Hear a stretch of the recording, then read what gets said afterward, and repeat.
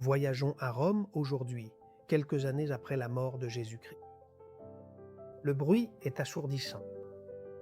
Des chars aux roues de bois qui se croisent dans les rues pavées, les clameurs des marchands qui crient pour attirer l'attention, des coups de fouet sur la peau d'un esclave et dans l'air, l'odeur de l'encens se mêle à la puanteur des égouts.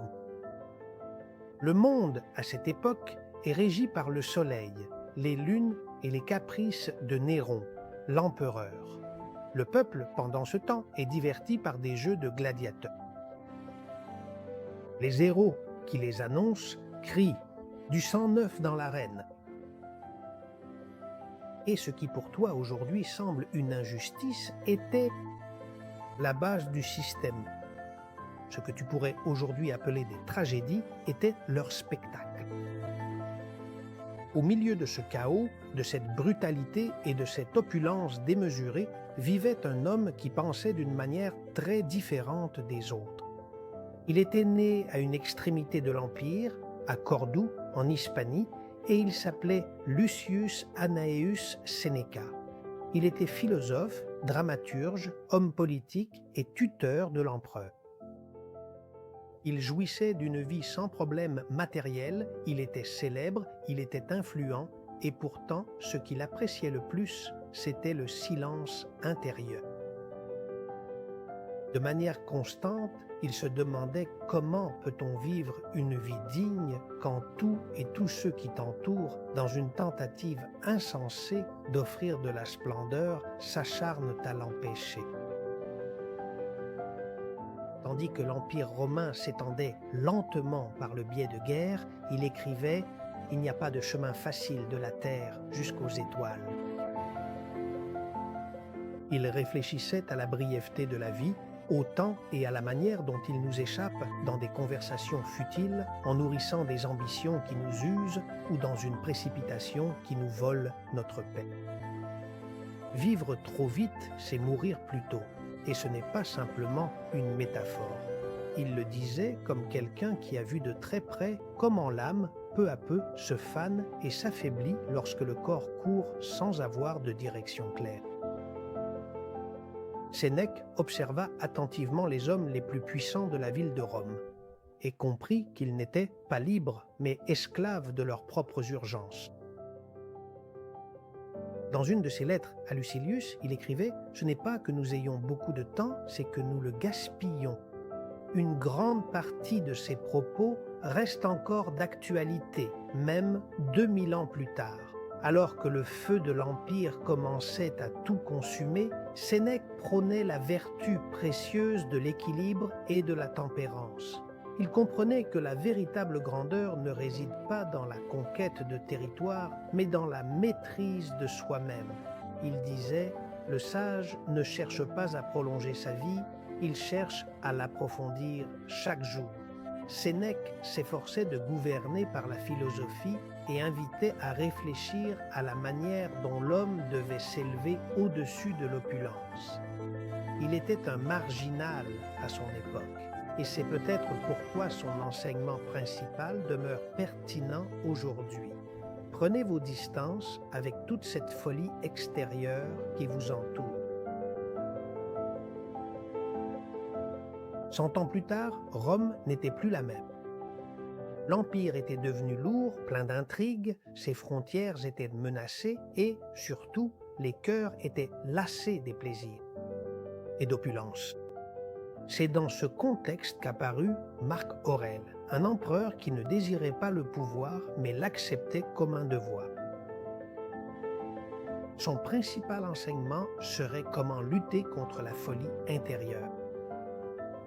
Il a passé une bonne partie de sa vie en campagne, dormant sous des tentes, dans la boue, le froid et la peur.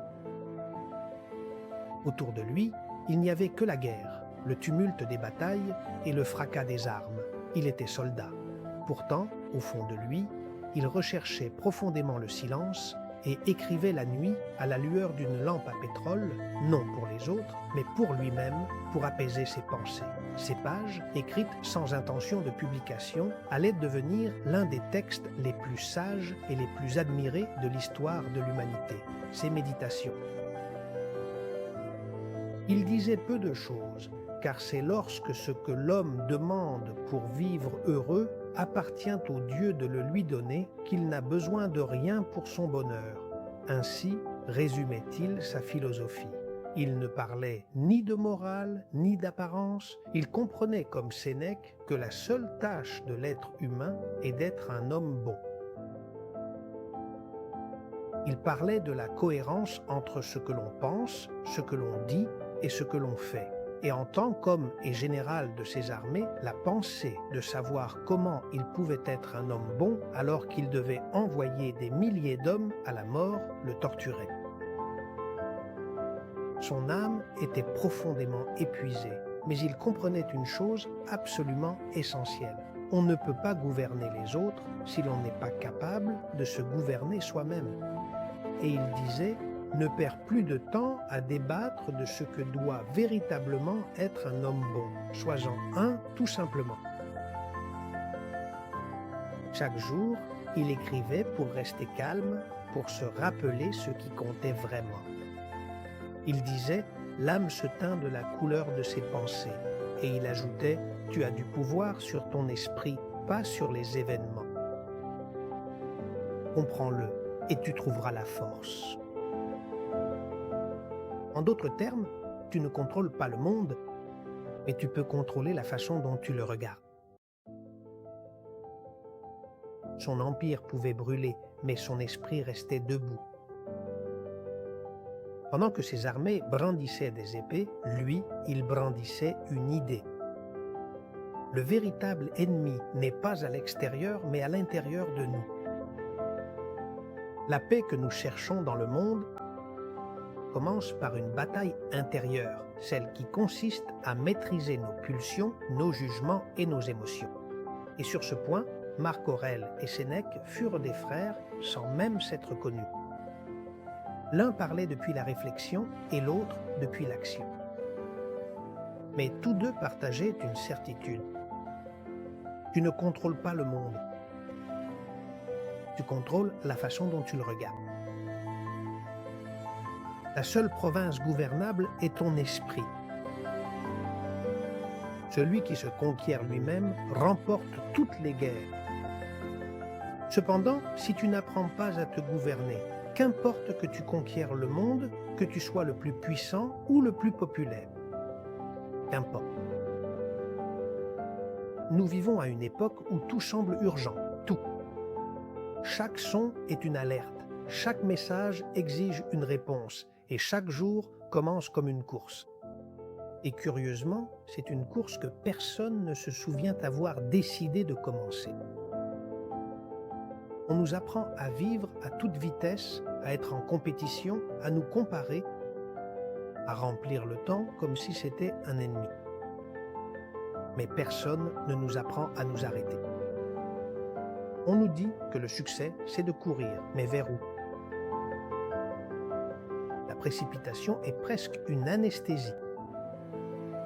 Nous courons pour ne pas sentir, nous courons pour ne pas penser, nous courons pour ne pas regarder ce qui nous fait mal. Et Sénèque nous en avait prévenu il y a 2000 ans. Le plus grand obstacle à la vie, c'est l'attente du lendemain et la perte du jour présent. Nous sommes tellement occupés à nous préparer à vivre qu'en réalité, nous oublions de vivre. Marc Aurèle en était pleinement conscient. Au milieu des guerres et du chaos, il écrivait lui-même: « Le temps qui t'est donné est court, utilise-le bien. » C'étaient deux hommes séparés par 100 ans, l'un avec toute la richesse de Rome et l'autre avec tout le pouvoir de l'Empire. Tous deux sont arrivés à la même conclusion vitale. Si ta vie est un empire, ton esprit en est la capitale. Sénèque a mis en garde contre la tentation de perdre son temps et Marc Aurèle a demandé que nous agissions immédiatement. La grande différence entre toi et eux ne réside pas dans l'époque où il vous a été donné de vivre. C'est beaucoup plus simple. La différence réside dans la nature des distractions. Aujourd'hui, le tyran qui te condamne à mort n'est pas Néron ni les ennemis sur le champ de bataille. C'est l'avalanche d'informations qui te convainc que tout est urgent. Sauf une chose, bien vivre dans cet instant précis. On te presse et au fond, la précipitation, c'est de la peur. Peur de perdre, de ne pas y arriver, de ne pas être à la hauteur. La peur. Mais l'ironie, c'est que plus tu cours, plus tu t'éloignes de toi-même. Tu respires sans sentir l'air qui entre en toi. Tu regardes sans voir et tu entends sans écouter. Combien de fois as-tu reporté le vrai bonheur? L'as-tu retardé? As-tu repoussé cette conversation que tu dois avoir ou ce repos dont tu sais avoir besoin en attendant que ce mythique lendemain arrive enfin? Quand j'aurai de l'argent, quand j'aurai le temps, quand je serai en vacances? Nous nous croyons libres parce que nous pouvons choisir beaucoup de choses, mais nous ne savons pas choisir la seule qui soit vraiment importante, la paix intérieure. Dans un monde malade de précipitation, la paix est une révolution silencieuse. Le temps qui t'est donné est court. Utilise-le bien, disait Marc Aurèle. Ne consacre pas de temps à la colère, à la haine, à l'envie ou à la peur du qu'en dira-t-on. Moi, personnellement, je ne veux pas être un exemple de vitesse. Je veux être un scandale de calme. Ça ne m'intéresse pas d'avoir plus. Ce qui m'intéresse, c'est d'avoir besoin de moins. Et moins j'ai besoin, plus il m'est facile de trouver la sérénité. Et cela me permet de regarder autour de moi, de remercier pour ce que j'ai et d'accepter ce qui a été. Et tandis que le monde crie plus vite, moi, je choisis de murmurer plus lentement. Parce que je crois que quand on va lentement, on voit des choses que les autres ne voient pas et on entend des choses que les autres n'entendent pas.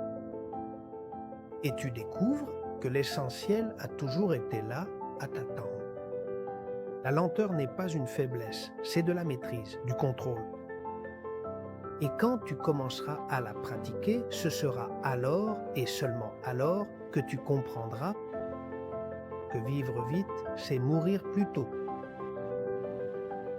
Que le calme ne t'isole pas, il te centre.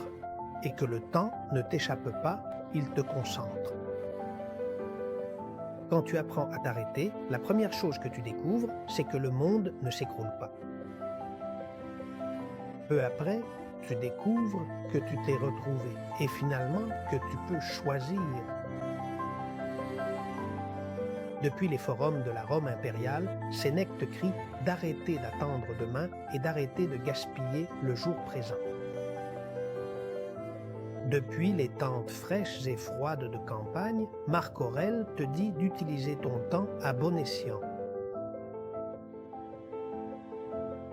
Tous les deux te commandent, d'une seule et unique voix, une chose très importante.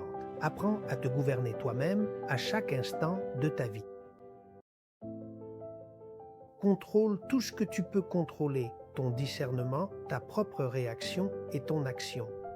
Et fais-le maintenant, à cet instant. La vertu ne doit pas attendre. Mais je ne m'arrête pas là. Permettez-moi de vous présenter un autre point de vue, sous un angle différent. Tandis que Rome brûlait d'ambition et que ses empereurs se disputaient la domination du monde, dans un autre coin de la planète naissait une philosophie qui pourtant n'avait aucune visée de contrôle. Un vieil homme nommé Lao Tzu enseignait dans la Chine ancienne. Il n'écrivait pas de lettres aux puissants, ni de méditations sur le champ de bataille. Il écrivit des versets sur le vide et sur l'importance du flux avec une simplicité radicale des siècles plus tard. Il semblait répondre à Sénèque et à Marc Aurèle, enseignant que la vraie force ne réside pas dans l'imposition de soi, mais dans le flux. Pour un esprit apaisé, l'univers entier semble se soumettre. Le sage ne lutte pas contre le courant, il le comprend et le suit. Les Romains vous apprennent à bâtir une forteresse intérieure contre le chaos. Les Chinois vous apprennent à devenir comme l'eau, à être si flexible que le chaos ne puisse plus vous briser. Lao Tse parle de la douceur de l'eau qui, sans crier ni frapper, finit par façonner la pierre. De par la flexibilité du bambou qui se plie sous le vent, mais ne se casse jamais. À première vue, ils semblent être des opposés l'un de l'autre. Rome parle d'action ferme et la Chine d'un flux. Douces, certes, mais toutes deux mènent au même endroit, au centre de vous-même. Inaccessible au monde extérieur. Les Romains nous incitent à lutter pour la vertu dans le présent. Les taoïstes nous invitent à trouver le calme intérieur afin que la vertu puisse émerger naturellement. Et la discipline romaine de la volonté, comme la discipline chinoise, visant à apprendre à suivre le courant, sont toutes deux des exercices de détachement.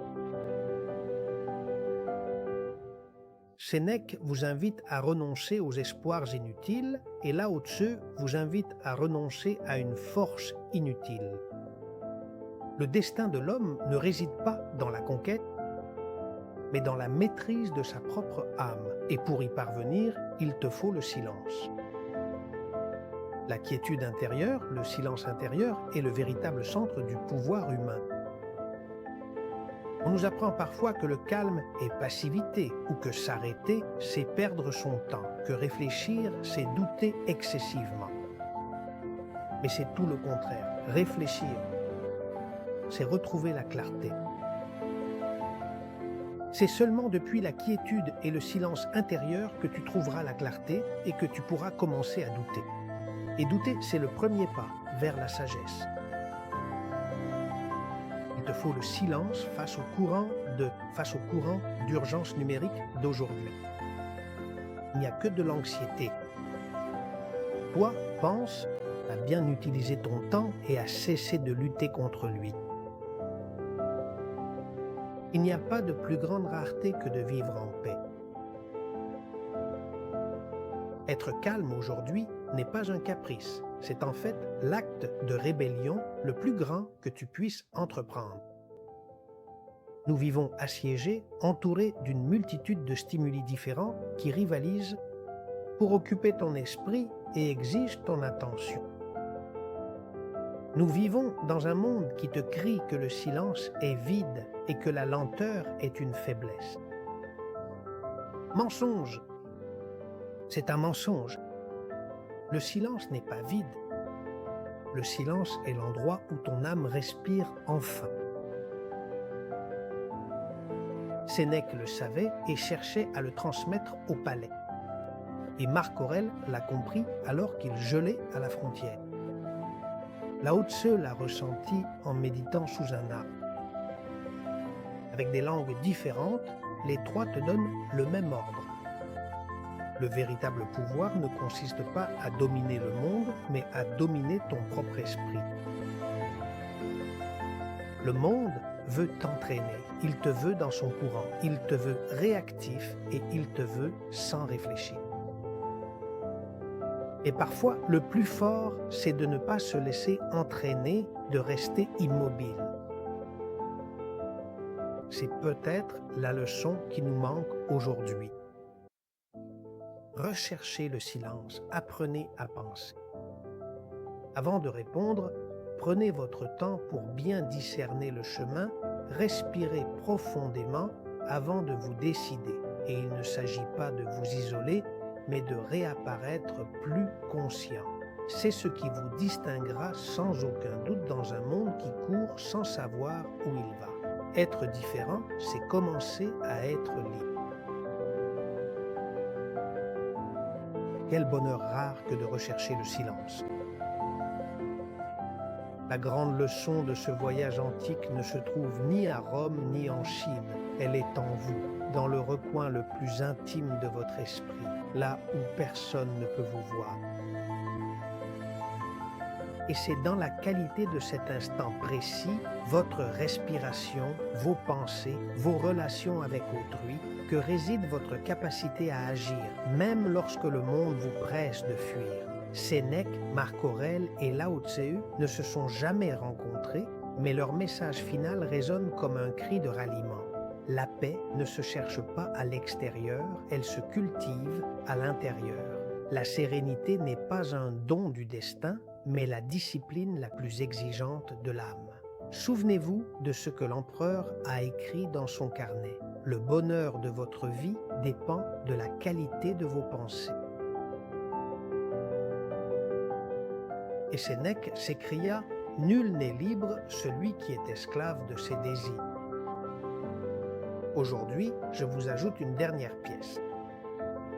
Nul n'est sage, celui qui court sans écouter son propre silence. Ralentir, ce n'est pas abandonner, c'est reprendre le contrôle. Choisir le calme, ce n'est pas s'éloigner du monde, c'est se rapprocher de sa vérité. Celle de la nature, à celle des hommes.